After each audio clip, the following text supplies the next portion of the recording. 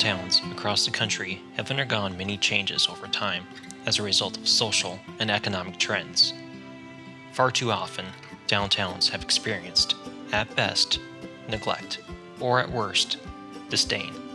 However, over the past few decades, cities across the country have seen a resurgence in business activity and population growth within their cores.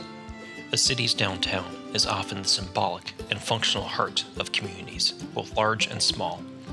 It can be home to government buildings, cultural institutions, and a bevy of unique local establishments. It is also a place where serendipity and individuality can be fostered, often leading to appreciation by residents and visitors alike. But first, we will dive into the history of Fargo's downtown, from its origin to its decline, and finally to the present day. The north-flowing Red River was a significant route for bringing goods into Canada. It was well-nigh certain wherever a railroad was to cross, a new town was to be established.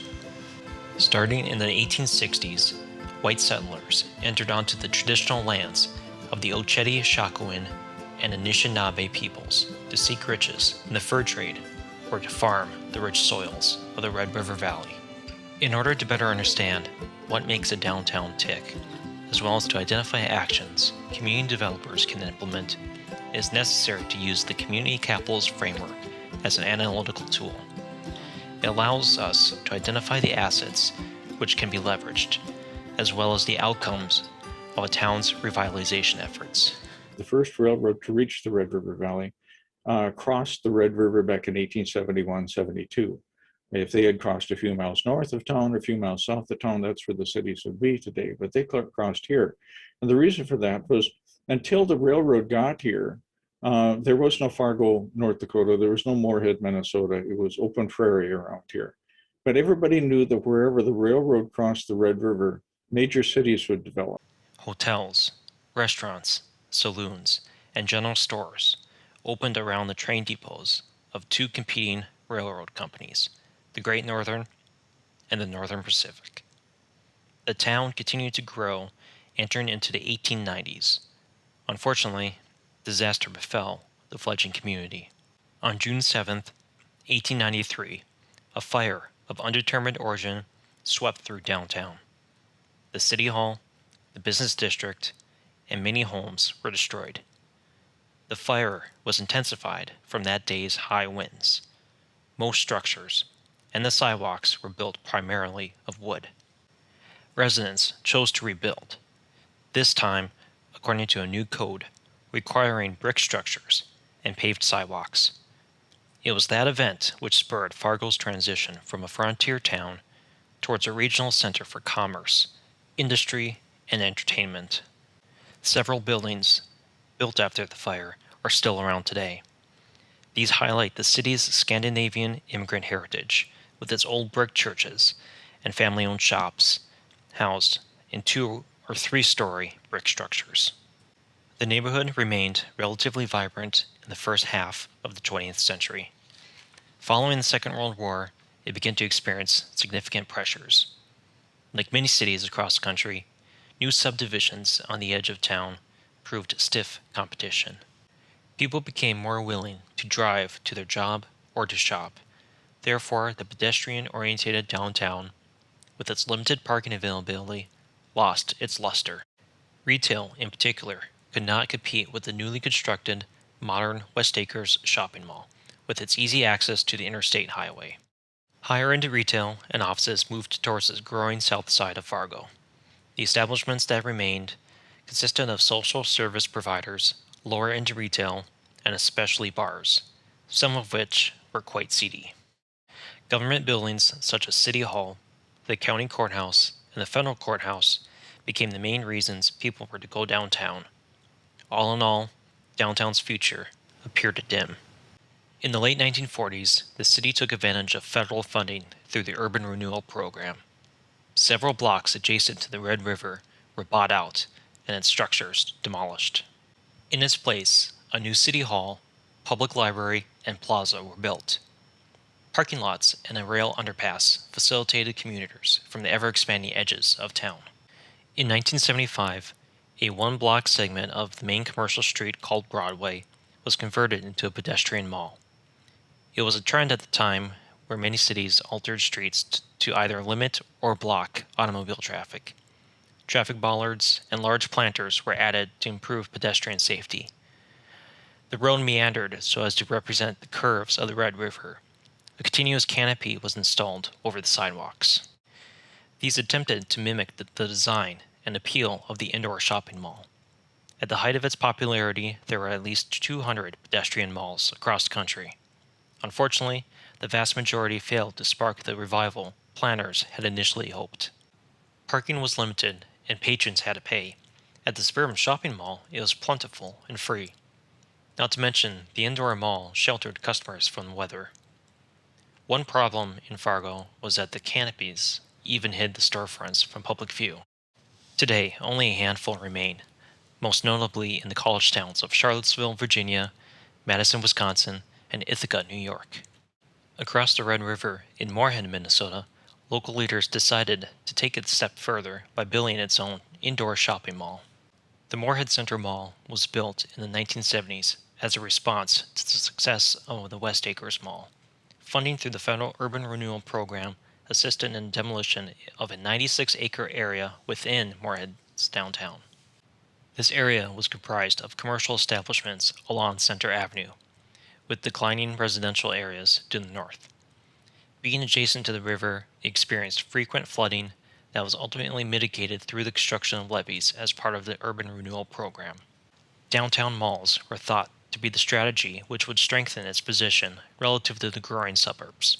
The problem was, these projects removed the elements that made downtowns truly unique, namely, its walkability, small locally owned businesses, its inherent diversity, and historic character. The picture before you is an example of what was lost. This was Lawton, Oklahoma's downtown before the opening of the Central Mall in 1979. Here's the picture after the mall was built. Typically, these projects were top-down efforts, where the city and its hired consultants told the neighborhoods what it needed. Protests from residents and business owners often failed. Another example is this picture from Manhattan, Kansas, before the Manhattan Town Center was built. And here is the after. Moorhead recently finished a new downtown master plan that gave significant attention to the Moorhead Center Mall's future. Currently, there are several vacancies, most notably the single big box space. We will now hear from Derek LaPointe, the president and CEO of Downtown Moorhead Incorporated, which is the public-private organization leading revitalization efforts. He will talk about the current situation at the mall and the path forward. Yeah, I could probably talk about the mall for about a good hour. It's just it's so complex. You mentioned urban renewal and the removal of a lot of the character buildings that had existed in downtown, and quite frankly, downtowns across again the country. Fargo in itself had a lot of the riverfront area that was torn down because of urban renewal as well. And from what I've heard from a lot of people that were around in that time working for the city of Fargo, is they would have just continued to tear down because that was the trend. It was to make way for new development, because a lot of those older buildings were at that point in time maybe too expensive or too far gone for people to even take a chance on. So I never want to look back and say hey, you should have done something, because everything's the same boat. Somebody may look at what I'm doing now and say, what did that guy bring forward? But the mall in itself, it was unique because one, you had the urban renewal, and you had a lot of folks that weren't willing to just go away. Their businesses, they wanted to still be a part of downtown Moorhead. What was unique about it is the structure of it. We have a mall in our downtown now that has a city hall tower. The city owns the parking lots and the parking ramp at the Moorhead Center Mall, as well as the hallways of the mall. And at the time when it was built, you had a lot of different condo owners, because people didn't necessarily want to lease. They wanted ownership in this community. So they took their business equity and put it into a condo association. Again, now you're looking at, 40, 50 years later, and the market has just evolved so much from that point in time. So to unravel something like that is very, very complex and very, very difficult. Um, so I think for us, it was really finding the relationships again and the trust, because I think some of that was maybe a little bit in shambles just based on some historical context. Finding that new working relationship of just like, where are people at in their business scheme? Are some people looking to retire from this particular location? Are others looking to reinvest into new properties? We were very, very fortunate for our circumstance that we had a local development group called the Roars Company that was willing to enter a pre-development agreement with the city of Moorhead to look at the assets that the city owned at the mall. To how do we energize that in itself? And in turn, I think they've obviously continued conversation with the ownership groups that are around there. It's hard to kind of move on that unless you have all the pieces working in unison, as you can imagine with a condo association. So for us, it's building consensus. We do see the opportunity to support many of those businesses that are in there by maybe looking at a different model.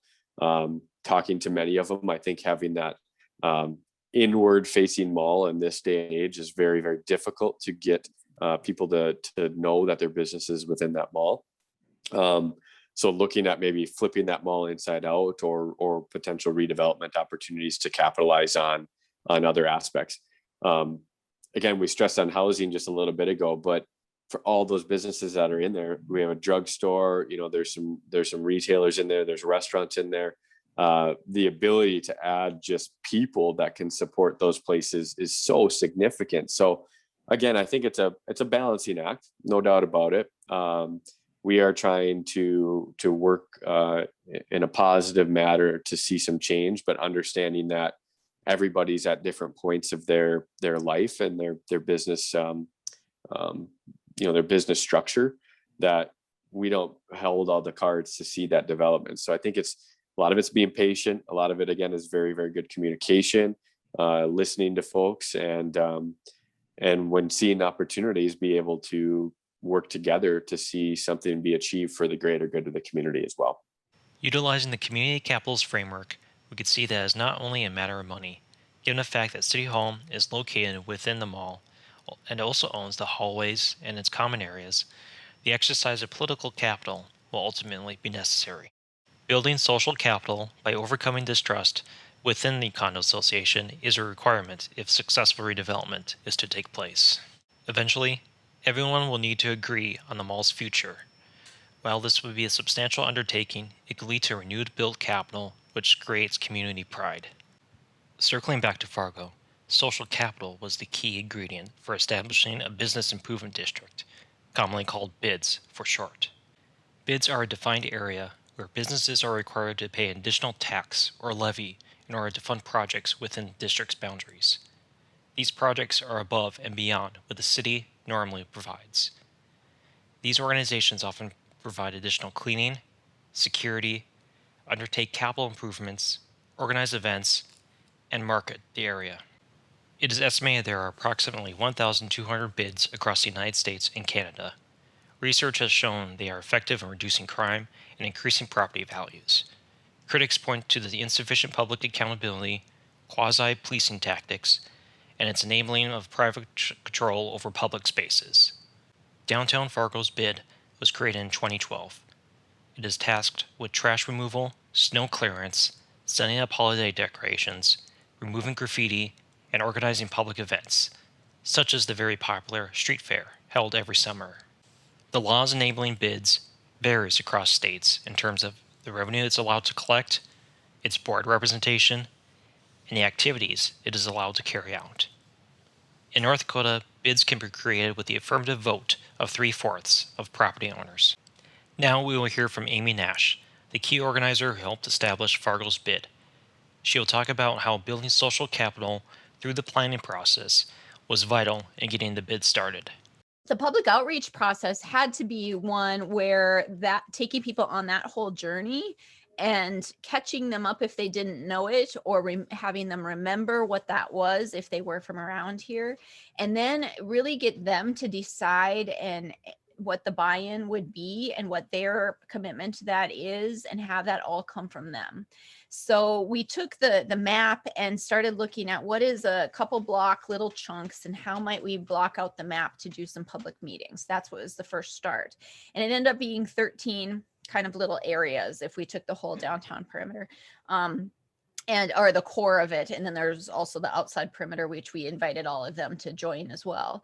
And then we put out a whole lot of publications and used the listserv and did a website for it that we had all of the notes and everything on, and mailed postcards and reminders, mentioned it at all meetings, were present at all city meetings to just tell them this process was going to happen. And we did a first round of scheduled 13 meetings, one in every area. And all we did was listen and ask the questions and have them share what their thoughts, views, vision, problems. We in the Midwest are good at saying all the things that are wrong, but then we'd ask a few questions to say some of the good things too, because that gave us some insight as to where to go. And took all of that, reflected it out on the web pages, and here's what we learned, turned that into kind of a rough plan around clean, safe, clean, safe, maintained, all of that, and beautified, and made a budget that went with that, and then did another round of meetings to share and get feedback again. So we knew in the first set of meetings that we were opening the can of worms that could be just a whole lot of volatility and craziness, or it could be a lot of like bonding, and we got both and everything in between. And then the second round of meetings, we knew that everybody was going to have either a scalpel to trim off stuff, a hatchet to chop it up, or red pens to just like mark it all up. And we knew that. So really going into things with an open mind of critique was super helpful. And they told us, so we did another bit of refinement, and we kept the city engaged all along the process. So all the city officials knew every step that was going on, were invited to things. We would share that back, because ultimately we needed their help to make it real. So getting to a point of a vote and everything. So it was all transparency, really just putting everything out there and taking everything in and reflecting everything back, and let's see what happens. And it went well. Establishing a bid is no different than any other community endeavor, in that creating trust leads to stronger social capital. In Fargo's case, taking the time to solicit everyone's opinion and holding numerous meetings contributed to that trust building. Gentrification is a common concern for many downtowns. Fargo is no exception, as several higher-end apartment buildings have come online over the past 10 years. Most notably, the Block 9 Tower project opened in 2021. This 232-foot mid-rise tower at a cost of over $120 million contains offices, a hotel, and penthouse condos at a price never seen before in a market as small as Fargo. Preserving affordable housing units is becoming more of a pressing concern. Cheaper, accessible commercial space is becoming more and more scarce. A beloved secondhand bookstore, a nonprofit bicycle repair shop, an ensemble theater, and a gallery for beginning artists all had to move out of downtown because of rising rents. If the trend continues, it may undermine the charm downtown Fargo has created over the years, with its blend of locally owned businesses and its relative absence of chain establishments. Greg Dans is the owner of Zambros Variety, a retail store selling books, home decor, jewelry, and gifts. Along with his brother, they opened their Fargo location on Broadway back in 1991. At the time, downtown was in rough shape. Nonetheless, the Dans brothers saw potential in the neighborhood. We will hear from Greg regarding his opinion of what needs to be prioritized so that independent stores like his can open downtown nowadays. The other thing that's real important to downtowns, and that downtowns can really be important for communities. Independent businesses thrive in downtowns. And the reason for that initially is low rent. When 1991, you could buy a building, you could rent a building, you could rent a space, and you could be a sole entrepreneur and you could start a business where you couldn't go to the mall and afford to rent a space and take that chance. So downtowns can be really important for women-owned business, minority-owned business, mom and pop type businesses. In fact, if I have one fear about Fargo's downtown, it is that we're going to lose that kind of incubator status we have, because as we build, renovate, add new physical space to downtown, it becomes more and more expensive. And so one of the hard things for Fargo to do is, I think, they've done a good job with TIFs and the Renaissance Zone and some tax breaks for developers and people fixing up and building new buildings. And I see us hopefully in the next 5 to 10 years, finding some incentives for people to open new businesses, for small business downtown. And that might mean subsidizing rents, having some places for people to take those chances that we've been able to do in the last 30 years. And that kind of ties into the capital part of the equation you were talking about is, we need to support the developers. We need to have those things for the big projects. But now maybe we also need to find some incentives for the small projects, for the people just starting out in business, because honestly, downtown Fargo wouldn't be near as fun if it was all chain stores, if it looked like every other downtown. What makes downtown fun are those locally owned restaurants, places like Unglued, the places like Zambro's, small businesses that are unique to Fargo. And so that's part of the process too, is you reach a certain maturation point and then you need to make sure you keep that balance. The coronavirus pandemic was a challenge to downtowns. An acceleration of the remote working trend has shifted the real estate market. Many restaurants were unable to adjust to a takeout-only model and had to permanently close. Recovery will require community developers to exercise their creative muscles. We will now hear from Dr. Houston Gibson, Associate Professor at Kansas State University, about the need for creativity in adjusting to the pandemic and how it will serve useful in a post-pandemic environment. And one of the coolest things that I've seen with all the bad that's happened from the pandemic, one of the good things that I've seen is the willingness to be creative and the willingness to move out of a comfort zone of this is how we've always done it. We can't do it that way because we've never done it that way. And I've seen example after example of communities doing that. And one of my favorites is right here in Manhattan, Kansas, where I live.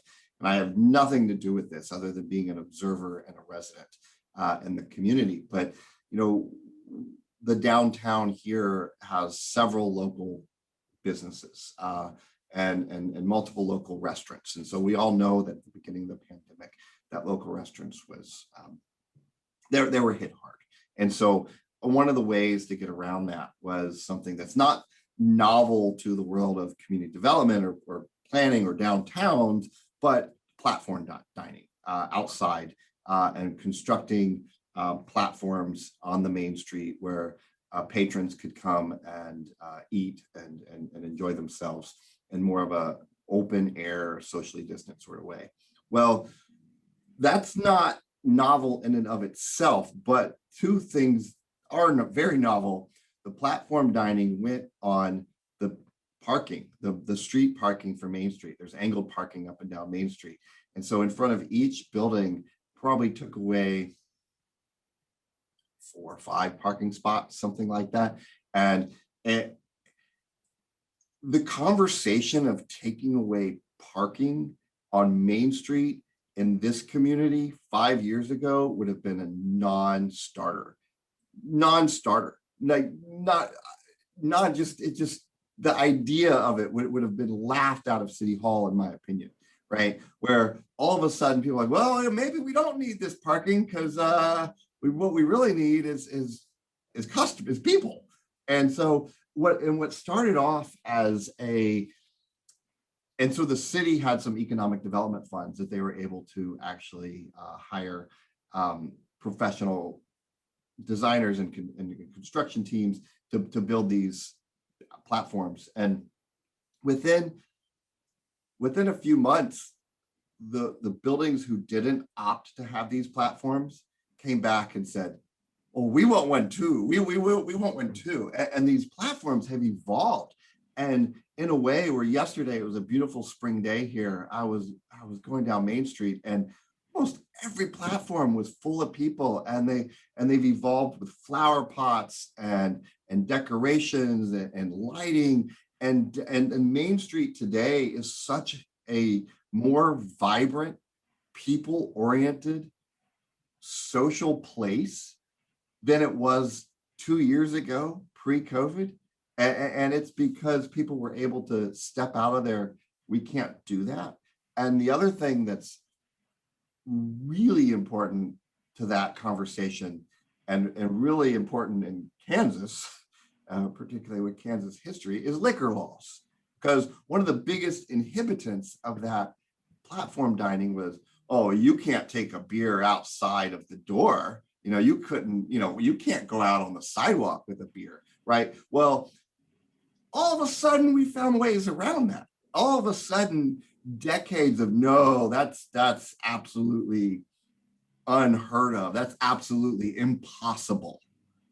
All of a sudden, that's possible. We can figure out some ways to do that. In Manhattan, Kansas, the response to the pandemic highlighted which capitals were present and which were hidden.